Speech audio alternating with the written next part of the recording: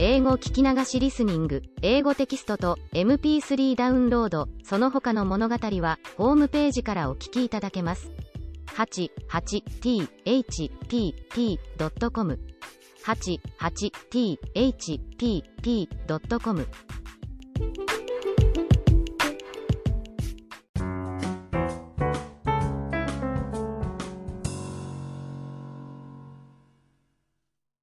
Little Red Riding Hood.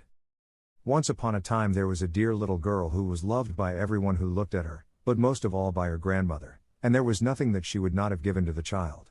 Once she gave her a little cap of red velvet, which suited her so well that she would never wear anything else, so she was always called Little Red Cap. One day her mother said to her, "Come, Little Red Cap, here is a piece of cake and a bottle of wine, take them to your grandmother, she is ill and weak, and they will do her good. Set out before it gets hot, and when you are going, walk nicely and quietly and do not run off the path, or you may fall and break the bottle, and then your grandmother will get nothing, and when you go into her room, don't forget to say, 'Good morning,' and don't peep into every corner before you do it." "I will take great care," said Little Red Cap to her mother, and gave her hand on it. The grandmother lived out in the wood, half a league from the village, and just as Little Red Cap entered the wood, a wolf met her. Red Cap did not know what a wicked creature he was, and was not at all afraid of him. "Good day, Little Red Cap," said he. "Thank you kindly, wolf." "Whither away so early, Little Red Cap?" "To my grandmother's." "What have you got in your apron?" "Cake and wine, yesterday was baking day, so poor sick grandmother is to have something good, to make her stronger." "Where does your grandmother live, Little Red Cap?" "A good quarter of a league farther on in the wood. Her house stands under the 3 large oak trees, the nut trees are just below. You surely must know it," replied Little Red Cap. The wolf thought to himself, "What a tender young creature. What a nice plump mouthful, she will be better to eat than the old woman. I must act craftily, so as to catch both." So he walked for a short time by the side of Little Red Cap, and then he said, "See, Little Red Cap, how pretty the flowers are about here, why do you not look round? I believe, too, that you do not hear how sweetly the little birds are singing. You walk gravely along as if you were going to school, while everything else out here in the wood is merry." Little Red Cap raised her eyes, and when she saw the sunbeams dancing here and there through the trees, and pretty flowers growing everywhere, she thought, "Suppose I take grandmother a fresh nosegay, that would please her too. It is so early in the day that I shall still get there in good time," and so she ran from the path into the wood to look for flowers. And whenever she had picked one, she fancied that she saw a still prettier one farther on, and ran after it, and so got deeper and deeper into the wood. Meanwhile the wolf ran straight to the grandmother's house and knocked at the door. "Who is there?" "Little Red Cap," replied the wolf. "She is bringing cake and wine, open the door." "Lift the latch," called out the grandmother, "I am too weak, and cannot get up." The wolf lifted the latch, the door sprang open, and without saying a word he went straight to the grandmother's bed, and devoured her. Then he put on her clothes, dressed himself in her cap, laid himself in bed and drew the curtains.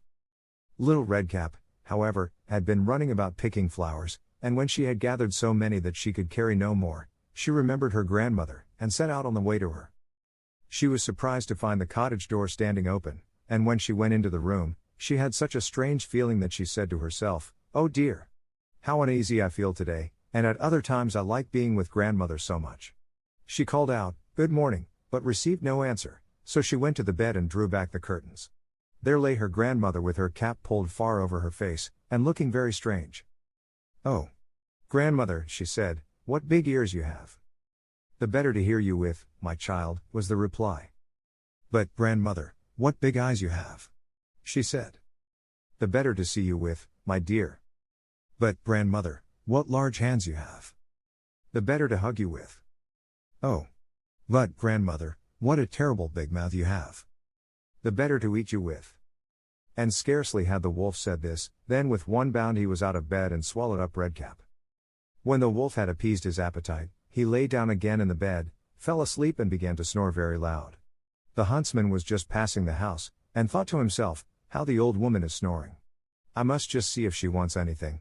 So he went into the room, and when he came to the bed, he saw that the wolf was lying in it.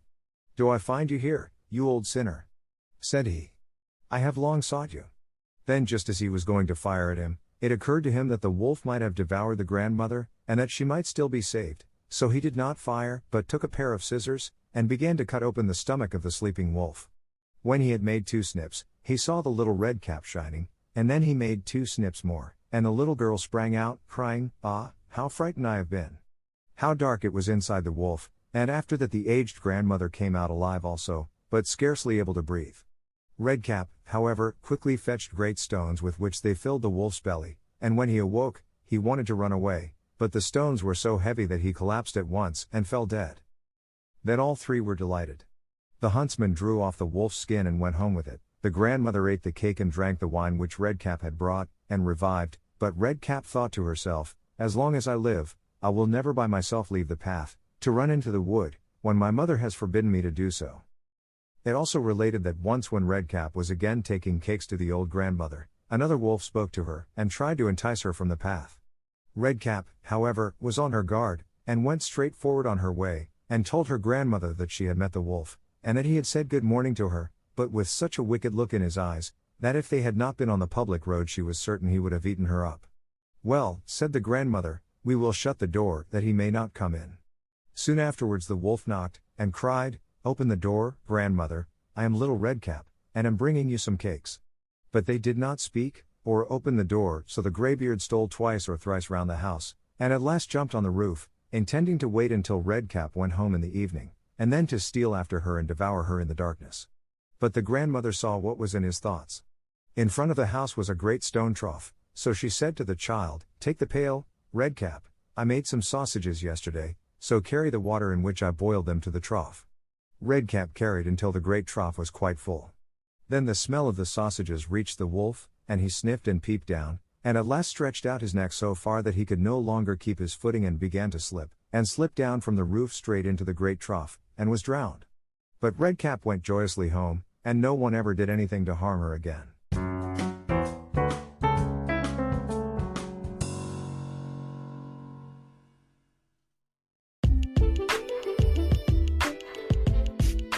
英語聞き流しリスニング、英語テキストと MP3 ダウンロード、その他の物語はホームページからお聞きいただけます。